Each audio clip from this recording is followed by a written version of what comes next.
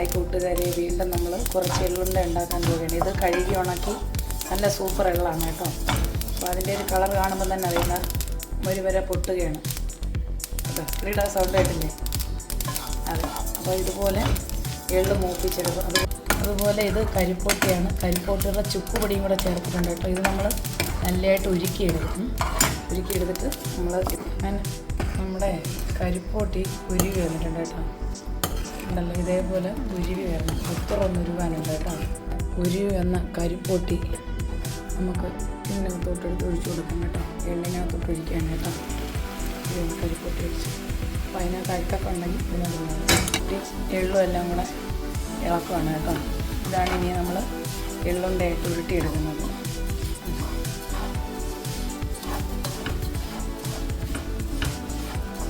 തീയിട്ട് കൊടുക്കാം. ചെറിയ തീ വേണം. ചെറിയ തീയില്ലെങ്കിൽ ഉരുട്ടിയെടുക്കാൻ പറ്റത്തില്ല. അപ്പോൾ ഇതിനകത്ത് ഈ എള്ളിനകത്ത് നമ്മൾ ചുക്ക് പൊടി ചേർത്തിട്ടുണ്ട് കേട്ടോ. പിന്നെ ഫ്ലേവറിന് വേണ്ടിയിട്ട് ഇച്ചിരി ഏലക്കപ്പൊടി ചേർക്കുന്നവർ കാണും, പക്ഷേ അതിൻ്റെ ആവശ്യമില്ല.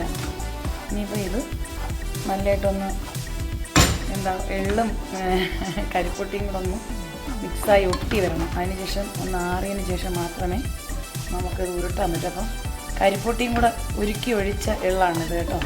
ഇനി നമ്മൾ ഉരുട്ടിയെടുക്കണം. ഇതൊന്ന് വാങ്ങി വെച്ച് തണുക്കുമ്പോഴേ നമുക്ക് ഉരുട്ടിയെടുക്കാൻ പറ്റും. തൊടുമ്പോൾ നമുക്കറിയാം ശർക്കര അതും കൂടെ ഏകദേശം പശ പോലെ ആയിട്ടുണ്ട്. അപ്പോൾ നമുക്ക് ശർക്കരയല്ല കരിപ്പൊട്ടിയാണ് കേട്ടോ.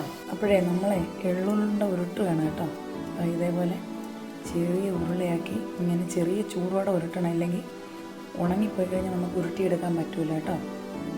അപ്പോഴും നമ്മൾ നല്ല ശുദ്ധമായ എള്ളുണ്ട ഉണ്ടാക്കിയിരിക്കുകയാണ് കേട്ടോ.